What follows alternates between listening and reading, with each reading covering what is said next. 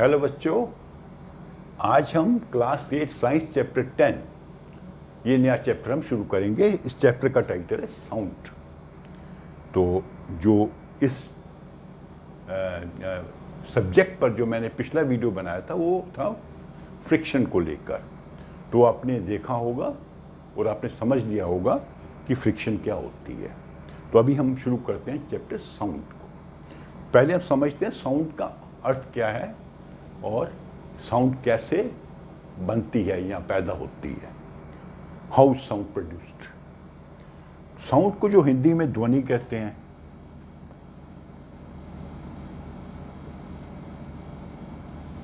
मतलब आवाज कोई।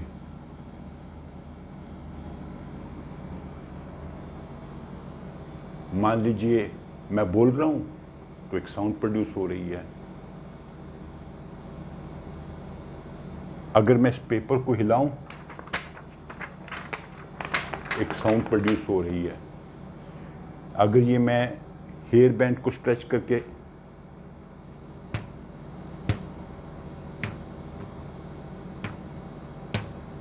पुल करता हूं, साउंड पैदा हो रही है। अब साउंड का लेकिन हमारे जीवन में महत्व क्या है? हम हर समय अलग अलग प्रकार की आवाज़ें सुनते हैं, ध्वनियाँ सुनते हैं। बाहर मान लीजिए कोई पक्षी चहचहा रहे हैं, हमें उनकी आवाज़ सुनाई दे रही है। कोई गाड़ी निकलेगी, उसकी आवाज़ सुनाई देगी। आपके रूम में टीवी चल रहा है, वहाँ से आवाज़ आ रही है। पीछे कोई काम कर रहा है, उसके काम करने की आवाज़ आएगी। तो ध्वनि का हमारे जीवन में ये रोल है कि हम एक तो आपस में जब कम्युनिकेट करते हैं, संवाद करते हैं, मैसेज पास करते हैं, तो हम बोलकर भी करते हैं। ज़्यादातर तो बोलकर भी करते हैं, लिख के भी कर सकते हैं, फ़ोन पे मैसेज भी पास कर सकते हैं, पर अधिकांश हमारा जो कम्युनिकेशन वो बोलकर होता है। ठीक है। फिर जो आसपास की आवाज़ें हैं उनसे हम समझते हैं कि क्या हो रहा है। कहीं मान लीजिए बाहर कोई पटाखे चला रहा है, आप देख नहीं रहे, लेकिन आप उसकी साउंड से समझ जाएंगे कि पटाखे चल रहे हैं। कुछ लोग क्रिकेट खेल रहे हैं, हो हल्ला कर रहे हैं, तो आपके उनके हो हल्ले से समझ आ जाएगा कि वो कोई गेम खेल रहे हैं। कहीं झगड़ा हो रहा है, आपको पता लग जाएगा। कुत्ता भौंक रहा है, आपको पता लग जाएगा। ठीक है। मान लीजिए रात में अंधेरा है, तो अचानक कुत्ते के भौंकने की आवाज़ आती, तो आप समझ जाते हैं कि यहाँ पर गली में रास्ते पर कोई कुत्ता है। तो हम ध्वनि से एक दूसरे से, साउंड से एक दूसरे से कम्युनिकेट करते हैं, और जो हमारे वातावरण में चीज़ें घटनाएं घट रही हैं उनको हम समझते हैं साउंड से। ठीक है। म्यूजिक साउंड, गाना साउंड। आपको कैसे पता लगता है कोई गा रहा है? क्योंकि आप उसका गीत सुनते हैं। कोई म्यूजिक बजा रहा है, कोई इंस्ट्रूमेंट बजा रहा है, आप समझ जाते हैं कि कोई ये ढोल बजा रहा है कि कोई गिटार बजा रहा है। अलग अलग प्रकार की साउंड्स होती हैं। ढोल की अलग से होगी और गिटार की अलग से होगी। तो ध्वनियों से हमें पूरे जो हमारे आसपास का वातावरण है उसका कुछ एहसास होता है, हमें उसकी कुछ जानकारी मिलती है, उसका कुछ अनुभव होता है। और हम आपस में जब वार्तालाप करते हैं, कम्युनिकेशन करते हैं, जैसे मैं आपको ये टॉपिक पढ़ा रहा हूँ तो मैं बोलकर आपको सब चीज़ें समझा रहा हूँ, तो आप मेरी आवाज़ सुनकर इन चीज़ों को समझ रहे हैं। तो ध्वनि का ये इतना महत्वपूर्ण रोल है हमारे जीवन में। अब हमने समझना कि ध्वनि पैदा कैसे होती है। इसमें सबसे इंपॉर्टेंट चीज़ ये है कि कोई भी चीज़ जब ध्वनि पैदा करती है वो बेसिकली वाइब्रेट कर रही होती है। जैसे मैंने इसको स्ट्रेच किया, इसको मैंने पुल करके छोड़ा तो आवाज़ पैदा हुई। ये हो क्या रहा है कि रबर जो बैंड था, मैंने ऐसे सीधा स्ट्रेच करके पकड़ा हुआ है, इसको मैं थोड़ा ऊपर खींचता हूँ तो ये ऊपर जाएगा, फिर नीचे जाएगा, ऊपर जाएगा, नीचे जाएगा, इसको नीचे जाएगा। इसको कहते हैं वाइब्रेट करना। वाइब्रेट का बेसिकली मतलब होता है कि जब कोई चीज़ एक पॉइंट के इर्द गिर्द घूमती है। जैसे आपने घड़ी का पेंडुलम देखा होगा घड़ियों में,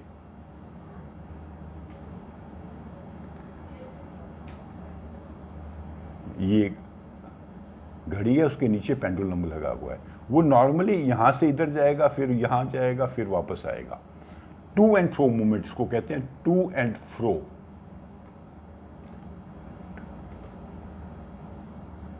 ठीक है, टू एंड फ्रो मूवमेंट को हम कहते हैं वाइब्रेशन। और जो भी चीज वाइब्रेट करती है वो वाइब्रेशन के कारण ध्वनि पैदा होती है। जहां भी ध्वनि पैदा हो रही है आप समझ लीजिए कि कोई ना कोई चीज वाइब्रेट कर रही है। कई बार हमें वो वाइब्रेशन दिख जाती है, लेकिन अधिकांश समय हमें वाइब्रेशन दिखती नहीं है। हम उनका सिर्फ इफेक्ट जो है, प्रभाव महसूस कर सकते हैं। कैसे महसूस कर सकते हैं? कि कोई ध्वनि पैदा हो रही है। ठीक है, लेकिन कई बार हम हाथ से भी फील करके महसूस कर सकते हैं।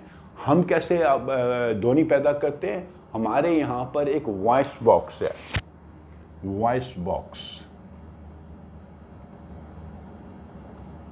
जिसे लैरिंक्स भी कहते हैं।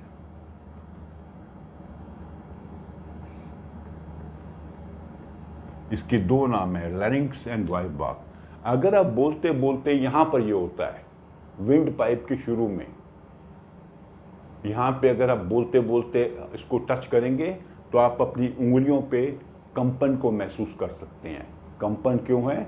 कि वहां पर वाइब्रेशंस हो रही हैं। उन्हीं वाइब्रेशन के कारण ये ध्वनि निकल रही है। ठीक है, आप मान लीजिए कोई व्यक्ति ढोल बजा रहा है, तो आप ढोल का जो उसका ऊपर वाला हिस्सा, लकड़ी वाला, गोला वाला, ये ढोल है, इसको बजाया जा रहा है यहां से। आप यहां से ऊपर टच करिए तो आपको वाइब्रेशंस महसूस होंगी। तो वाइब्रेशन क्या होता है? जैसे ये मैंने बताया, इसको मैं ऊपर करके छोड़ता हूं, ये देखिए ऊपर करके छोड़ता हूं, तो ये ऊपर नीचे घूम रहा है। कुछ समय तक आप देख भी पाएंगे इसको। तो ये जो ऊपर मूवमेंट नीचे मूवमेंट हो रही है, जैसे घड़े की पेंडुलम की होती है, उसे कहते हैं वाइब्रेशन। ये एक पॉइंट के इर्द गिर्द घूमती है चीजें। इन वाइब्रेशंस के कारण ध्वनि पैदा होती है। अगर वाइब्रेशंस नहीं होगी, ध्वनि पैदा नहीं होगी। तो आपने ये चीज समझ लेनी है कि जहां भी किसी प्रकार की ध्वनि पैदा हो रही है, वहां वाइब्रेशंस अवश्य होंगी।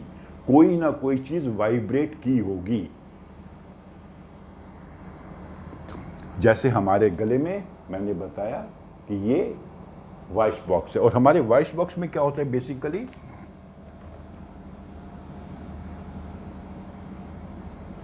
इसमें दो पतले पतले वोकल कॉर्ड्स होते हैं। ये बिल्कुल पास पास में होते हैं।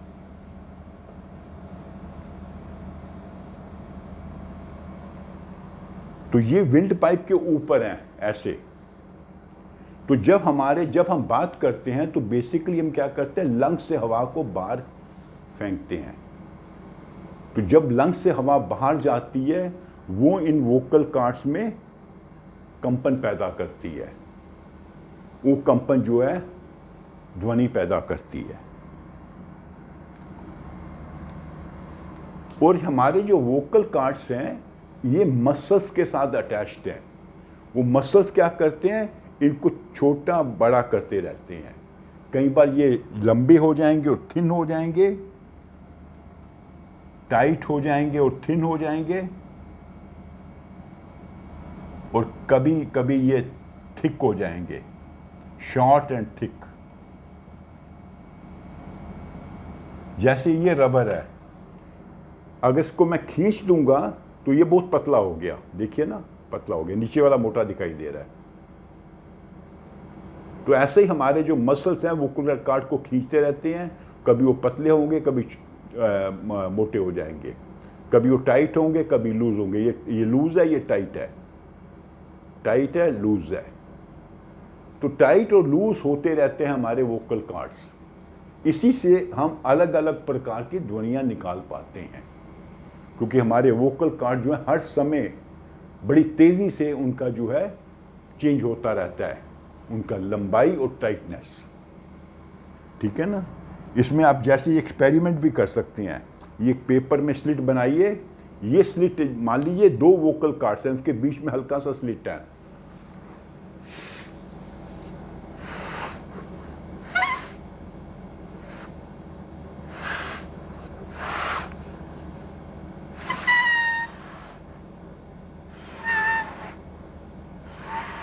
ये जो आवाज़ निकल रही है विसल की, ये क्यों निकल रही है? जो हवा है वो छोटे से स्लिट के अंदर से निकल रही है। स्लिट मतलब जो सुराख सा है।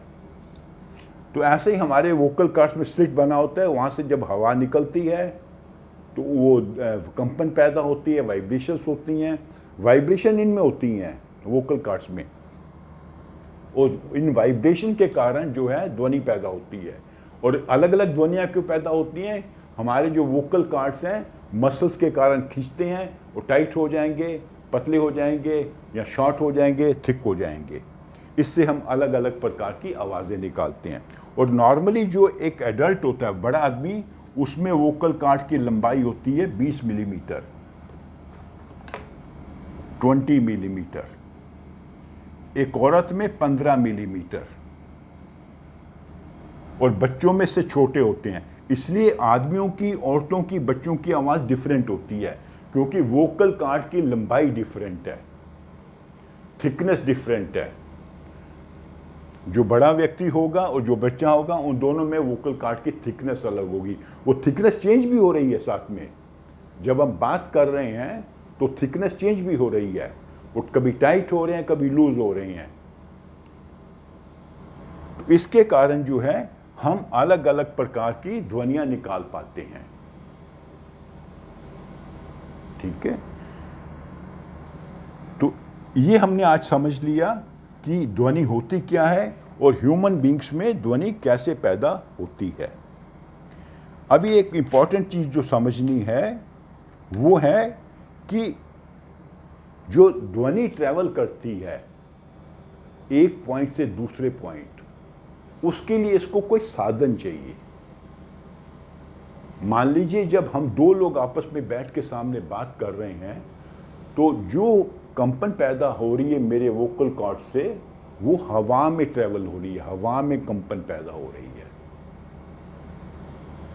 और आगे वो जा रही है। अगर बीच में हवा नहीं हो, मान लीजिए जैसे लोग स्पेस में चले जाते हैं जहां पर हवा है ही नहीं, लगभग है ही नहीं, तो वहां पर वो एक दूसरे से बात नहीं कर पाते। उन्हें बात करने के लिए इलेक्ट्रॉनिक इंस्ट्रूमेंट्स, माइक्रोफोन का यूज करना पड़ता है, क्योंकि वहाँ हवा है नहीं। अगर वो पहले तो सांस नहीं ले पाएंगे, इसलिए उनको पूरा कवर रखना पड़ता है और गैस का सिलेंडर रखना पड़ता है। मान लीजिए वो 1 सेकंड के लिए वो उसके बीच में से जोर से चिल्लाएं, तो उनकी आवाज़ जो उनकी हेलमेट उसके बाहर नहीं जाएगी, क्योंकि बाहर जो है हवा नहीं है। तो हवा, जो आवाज़ है, जो ध्वनि वो निकालेंगे, वो ट्रैवल नहीं कर पाएगी। ध्वनि को ट्रैवल करने के लिए कोई मीडियम चाहिए। ठीक है।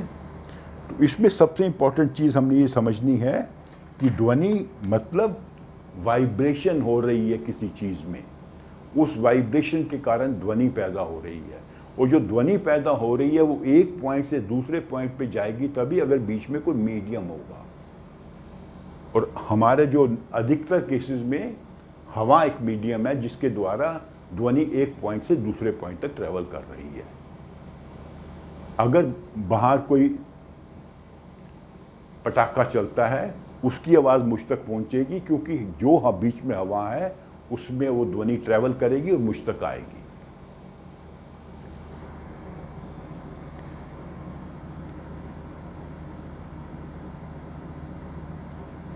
ठीक है। तो अभी हम इस वीडियो को यहाँ पर कंक्लूड कर लेते हैं। तो इस मीडियम के बारे में थोड़ी चर्चा हम अगले वीडियो में अलग से करेंगे। फिर हम बात करेंगे कि हम सुनते कैसे हैं, और वाइब्रेशंस को लेके 3-4 बड़ी इंपॉर्टेंट चीज़ होती हैं, जिसे कहते हैं टाइम पीरियड, एम्पलीट्यूड, फ्रीक्वेंसी, वो भी हम बाद में समझेंगे। तो आपको अगर मेरा ये वीडियो अच्छा लगा हो तो इसे आप लाइक करो, अपने फ्रेंड्स के साथ शेयर करो और मेरे चैनल को सब्सक्राइब भी करो। Thank you.